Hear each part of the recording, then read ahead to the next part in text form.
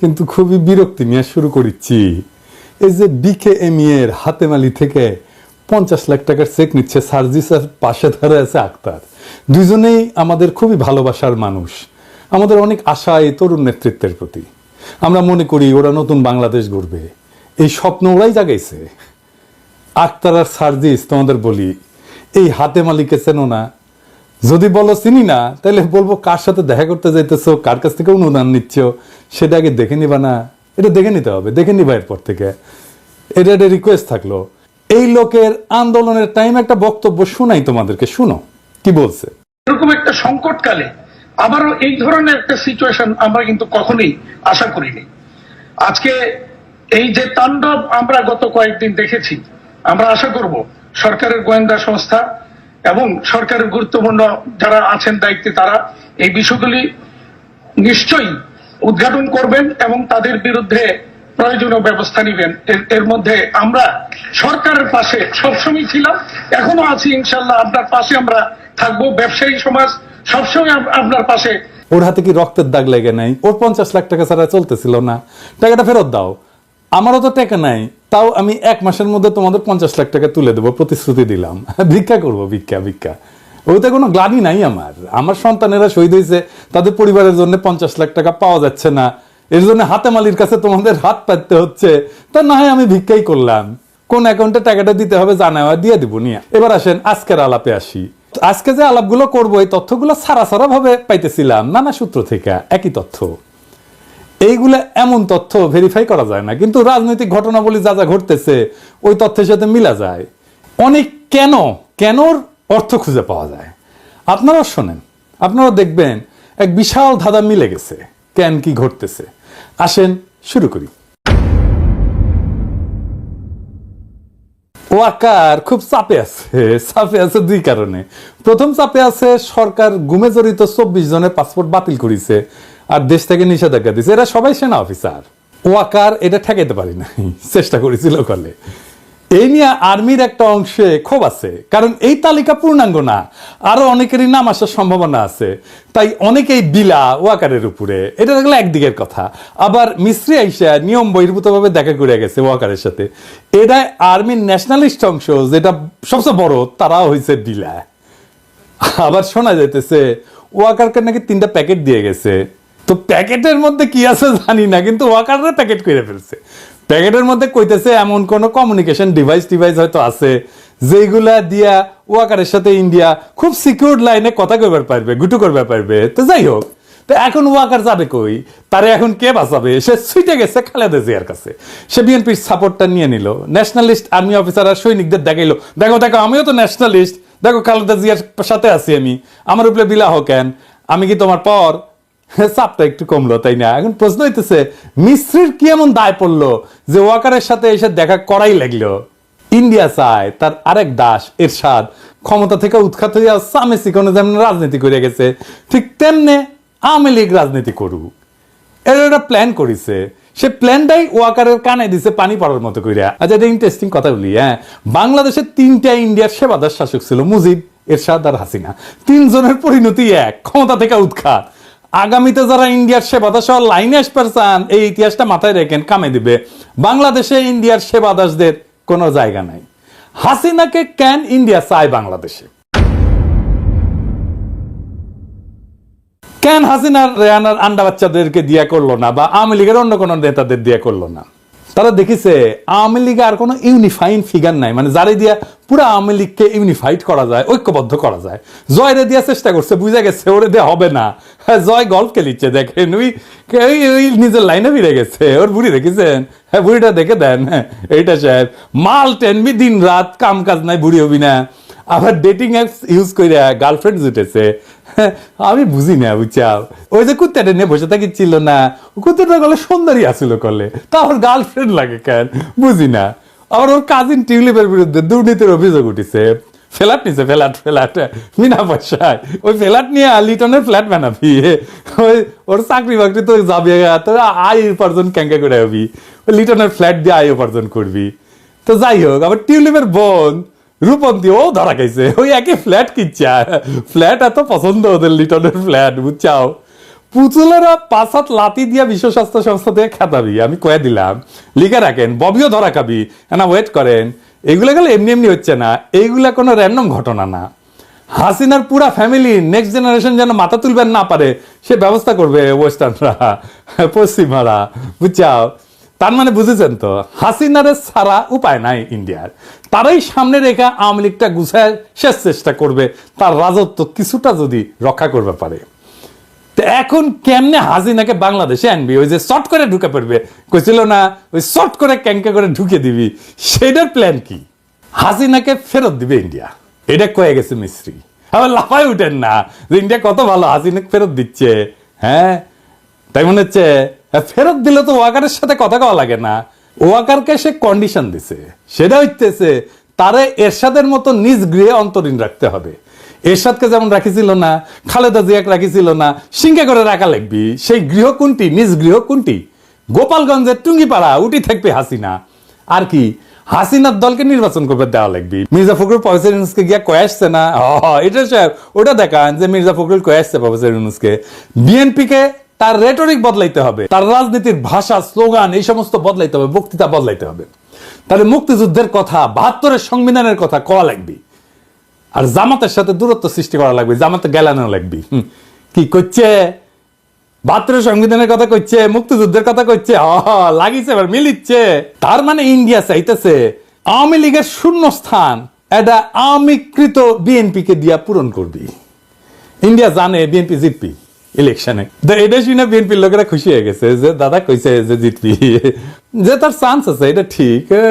যাই হোক, আয় আলাপে পরে আসিচ্ছি। এই কারণে বিএনপির উপরে ধরেছে বাজি ইন্ডিয়া, বিএনপিরে ডিস্টার্ব দিবি না ইন্ডিয়া এই 5 বছর, এটা কইছে। এটা হইতেছে আন্ডারস্ট্যান্ডিং। এইবার আপনারা আশেপাশে যা ঘটতেছে তা মিলে যাইতেছে, তাই না? কেন কোনটা ঘটতেছে? ওয়াকার এসে খালেদা জিয়ার কাছে আত্মসমর্পণ করছে, আশ্রয় চাইছে, ইন্ডিয়ার সাথে আন্ডারস্ট্যান্ডিং হয়ে গেছে, তাই বিএনপি আকাশে উঠতেছে, ক্ষমতার তো চলে আসিছে। খারান একটু খারান, এত তাড়াতাড়ি উল্লাস করেন না। হ্যাঁ, বিএনপিরে ইন্ডিয়া যে ডিস্টার্ব দেবেন না, দেশের মানুষকে ধঞ্জা, তারা ঠাসি খায় বসে থাকবে। ভোটের হিসাব জানি না, বলা মুশকিল, কিন্তু একটা কথা বিএনপি কই, আপনাদের যত প্রস্তুতি থাকুক, আপনাদের ভোটে হারায় দেওয়া কোনো ব্যাপার না। একটা সিরিয়াস টিম যদি কাজ করে 3 মাস মাত্র, আপনার বিরোধী শক্তিগুলো যদি ঐক্যবদ্ধ হয়ে যায়, কয়েকটা স্ট্র্যাটেজিক মুভ নেয়, আপনি হারবেন কিনা জানি না, কিন্তু আপনার আসন সংখ্যা ব্যাপকভাবে কমায় দেওয়া যাবে। কেউ যদি এটা করে কি হবি? আমি যা যা কইলাম তা যদি ঘইটা যায়, মানে হাসিনা যদি আসে, গোপালগঞ্জে যদি ঘাটি গাড়ে, আওয়ামী লীগ যদি নির্বাচন করে, বিএনপি অজুহাত দিবে আমাদের কি দোষ, এটা তো প্রফেসর ইউনূসের সরকার করেছে। কিন্তু আমরা জানি বিএনপি ওকে সিগন্যাল না পাইলে প্রফেসর ইউনূস কোনোটাই করবে না। বিএনপি যদি ইন্ডিয়ার সাথে নেগোসিয়েশন করেন, তাই বিএনপির কর্মীরা, নেতারা লিখে রাখেন এই নির্বাচনে জিতে ক্ষমতা হয়তো নিতে পারবেন, কিন্তু রাষ্ট্র চালাইতে পারবেন না। পুরা টার্ম পূরণ করতে পারবেন কিনা আমার সন্দেহ আছে। ওই টার্মই আপনাদের শেষ টার্ম হবে। আপনারা আর সরকার গঠন করতে পারবেন না জিন্দেগিতে।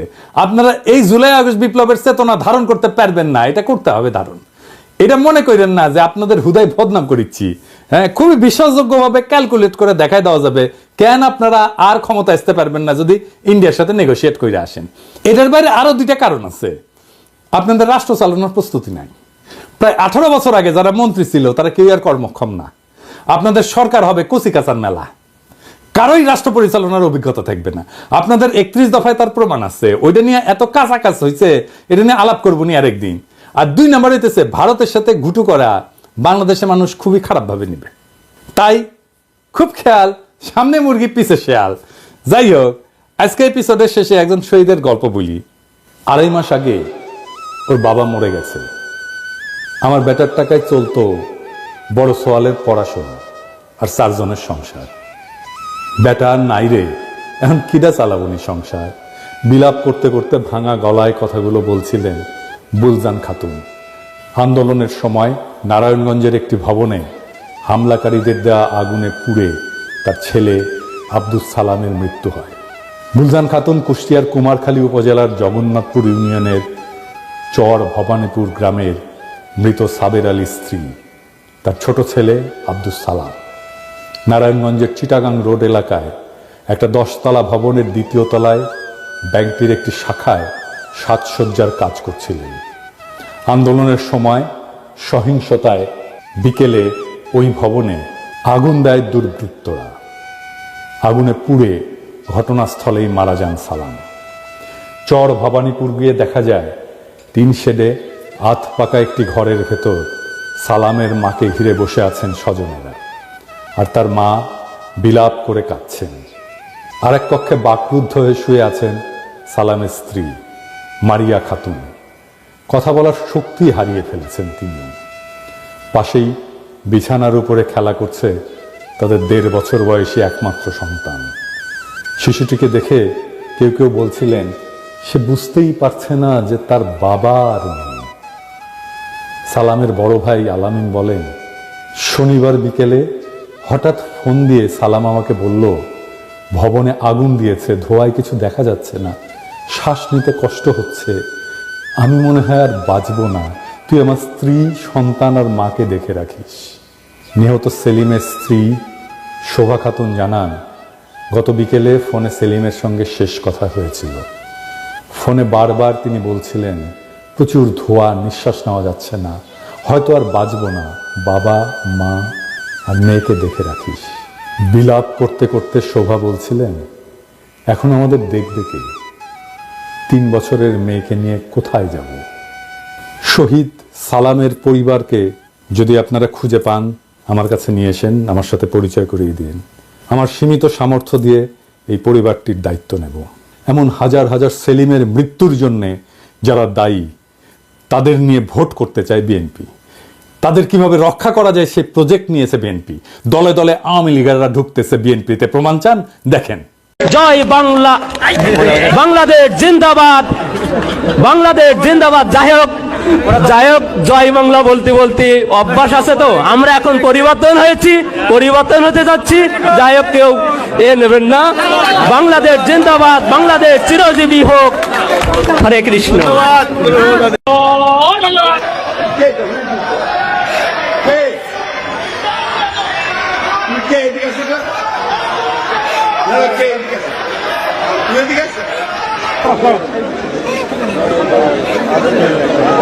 আপনার ভক্ত এইভাবে করতে চান, বুঝছেন তো?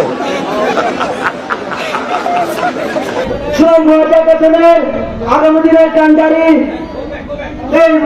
এই বক্তব্য বলে আমি আমার বক্তব্য এখানে শেষ করছি। জয় বাংলা, বাংলাদেশ আমলে, বাংলাদেশের জাতীয়তাবাদী আমলে।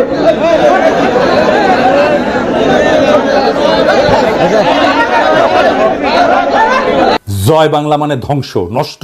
এই ধ্বংস আর নষ্টকে দলে ঢুকায় আপনি আগামীর বাংলাদেশের রাজনীতি করবেন, ভাবছেন চালায় দেবেন? দেখেন, আপনারা যা ভালো মনে করেন, গুড লাক। জুলাই আগস্ট বিপ্লবের পরে বাংলাদেশে নতুন রাজনীতি নির্মিত হবে। ওই বিপ্লবের ময়দানের লালিত স্বপ্নকে বাস্তব করে তুলতে হবে। শহীদের রক্তের দাগ এখনো শুকায় নাই, তার অন্তিম শয়নের মাটি এখন আমাদের অশ্রুতে ভেজা। সেই রক্ত আর অশ্রুর উপরে দাঁড়ায় আমরা এক নতুন বাংলাদেশ গড়ার শপথ নেব, কারণ সেই শহীদেরা অপেক্ষায় আছে এইটা দেখার জন্যে যে তাদের আত্মত্যাগ বৃথা যায় নাই। ইনকিলাব জিন্দাবাদ।